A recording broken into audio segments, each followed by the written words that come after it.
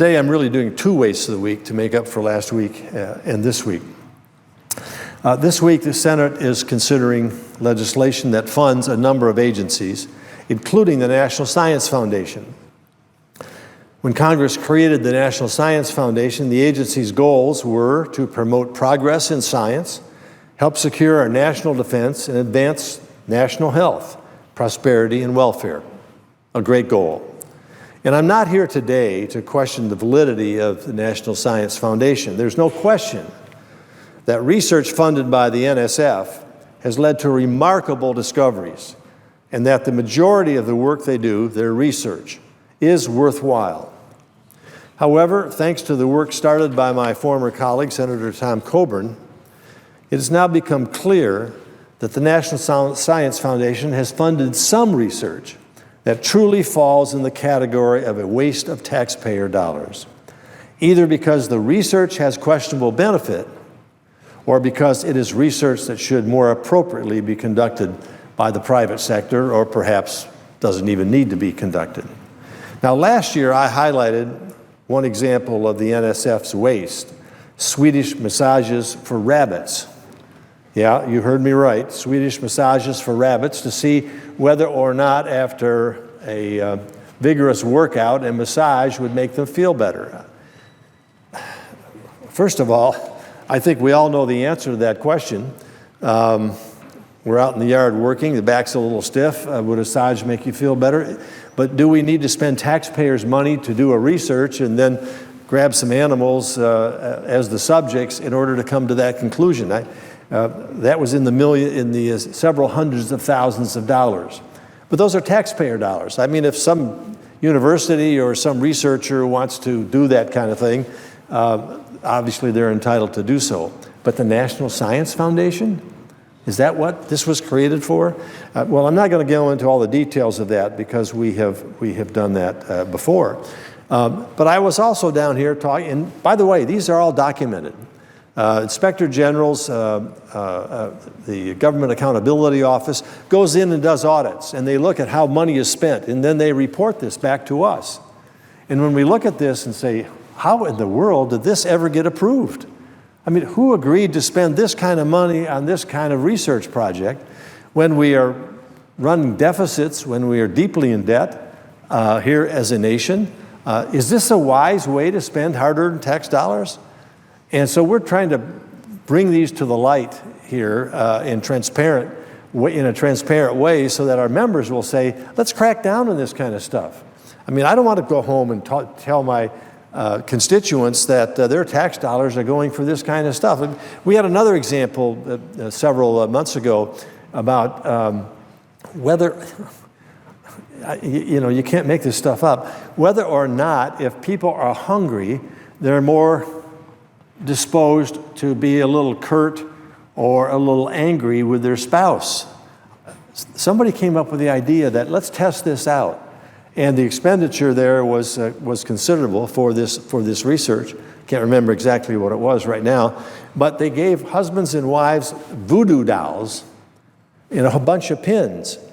And they said every time that you feel bad feeling or want to say something to your spouse, you take your voodoo doll, you have your voodoo doll that looks like your spouse, wife, and wife has one that looks like her husband, and you take a pin and stick it in the pin.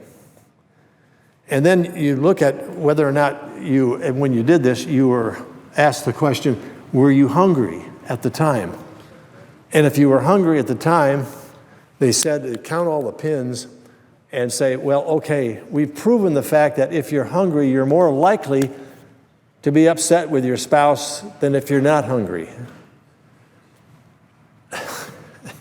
It's to come down here and explain this, people say, this can't be true. Tell me that tax dollars are not used for something like this out of an agency as respected as the National Science Foundation. But yet they defended this process as a legitimate grant expenditure of taxpayer dollars, and they came up with a new word for the dictionary called hangry. It's a combination of being hungry and angry, and it's hangry. And are you hangry? And if you are, you might be a little more quickly to be upset with your spouse because the pins in the voodoo dolls prove that. I promise you, I'm not making this up, folks. I mean, this is documented. This is with the research project included. Well, today I want to name 2 additional examples. I'm really not picking on the NSF, but they keep, we keep reading about some of this stuff. 2 examples here that cost taxpayers nearly $2.2 million. The first example is a $171,000 grant to research how monkeys gamble. Yes, you heard that correctly. Researchers actually taught monkeys to gamble to see if they could develop a hot hand mentality. Now let me put my cards on the table here and explain what this means. Researchers taught monkeys to keep gambling and keep playing despite potential risk in order to maximize their rewards. Instead of earning money, which monkeys are going to take the money to a store and spend, the monkeys were rewarded with food. And it turns out that the monkeys tried to get as much as food as possible from their gambling game. In other words, knowing that there was going to be the reward of more food if they kept gambling, the monkeys kept gambling. First of all, I didn't know monkeys could gamble. So I guess we learned something there. But secondly, my bet is that taxpayers agree with me that there are much more pressing issues that deserve federal funding. The second example that I want to talk about is the nearly $2 million grant to Cornell University for a study on popular landmark photos. This money was used to study photos that had been posted. I should have, I think we got a chart here. Oh yeah, we actually came up with a picture of the monkeys gambling. Here's their chips. Somehow they taught them to gamble, and they were rewarded with food. And the monkeys figured out pretty quickly that if they kept gambling, they could get more food. So not unlike my dog, who is, we wake up in the morning, the first one up in our house, my wife or myself, feeds the dog. Well, if we forget to tell each other that we fed the dog, and I go running off to work or catch a plane to come back to Washington, I get a call from my wife, "Did you feed the dog?" Yeah, I did feed the dog. Well, she's sitting here begging, looking like she's poor thing. I didn't get anything to eat this morning. Soulful eyes on Honey Hoosier, that's our dog. Soulful eyes looking at you. "Oh, if you could just give me something to eat, something to eat." So she says, "I fed the dog," because I thought, well, you surely didn't feed the dog because she looks so sad. Hey, she's gaming the whole program here. And she's very successful with me because I look at her and say, "Oh, you poor thing, let me give you some food."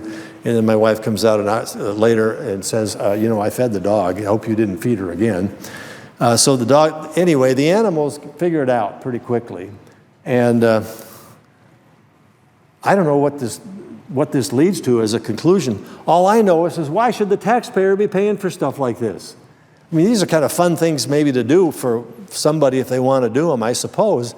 But the conclusions they come to, it may benefit society, but does it have to be done with taxpayer dollars? And so on and on we go. Now the second thing here is this Cornell study on photos. The researchers claimed they would search the internet's 40 billion page collection of websites to make photo archives available to social science for research. In reality, the researchers examined photos that had been uploaded to a popular photo sharing site called Flickr, and then determined some of the top photograph sites in the world. What did they find? Unsurprisingly, the most popular sites included the Eiffel Tower, Big Ben, the Empire State Building. Unfortunately, the Indianapolis Motor Speedway wasn't included, which is disturbing to me. They also found that the Apple Store on Fifth Avenue in New York City is more popular on Flickr than the White House. You can come to your own conclusions as to what you might think about that. But we have to ask ourselves, was this basic internet research really worth $2 million of taxpayer money?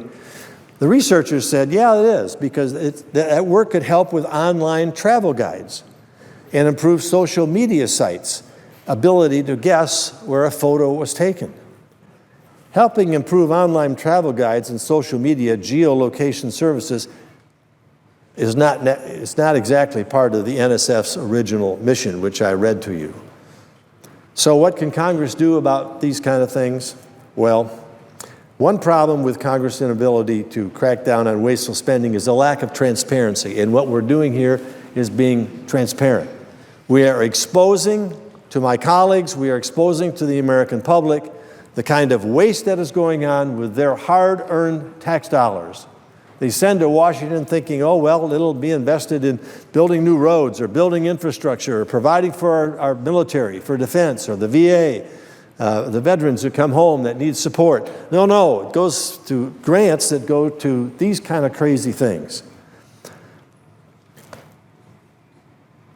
That's why I have submitted an amendment to this week's bill that we're talking about this week, to require the National Science Foundation to publish the full documents submitted by grant recipients outlining what the research will entail. We no longer can trust the decision-making process at the National Science Foundation. We want them to publish and provide to the Congress and provide to the American people who's making these decisions and why they're making these decisions and where their money is going. Right now, the NSF only provides short summaries of the proposals that are awarded funds, but these summaries are very limited, and of course they're written in language that makes it look like this is a legitimate something that we really, really need to do. We cannot appropriately fix the problem without all the information and without a clear understanding of the intent of the research grants that are awarded by the National Science Foundation. Taxpayers have a right to know how their money is being spent. So we take our ever-growing accumulation of wasted taxpayer dollars, and we add to that nearly $2 million for gambling monkeys in a photo popularity contest, bringing our taxpayer price tag to nearly $176 billion. That's right, you heard me, Mr. President, $176 billion of wasted taxpayer money on projects that really provide little or no benefit to the American people. This is what the government accountability offices have, inspectors have determined, inspector generals have determined, and this is not small change. People worked really hard to raise the kind of money and be taxed to the level of $176,000 only to see every dollar, every penny of that essentially wasted through fraud or abuse. I'm going to keep coming down to the floor. Stay tuned for next week's next revelation. We could probably come down every day and do this that the Senate is in session, because this is just scratching the surface. We're going to keep pointing out how people's money is being spent. And hopefully, on the basis of that, the Congress will be taking action to make sure that it no longer falls in the category of waste, fraud, and abuse. Mr. President, with that, I yield the floor and suggest the absence of quorum. The clerk will call the roll.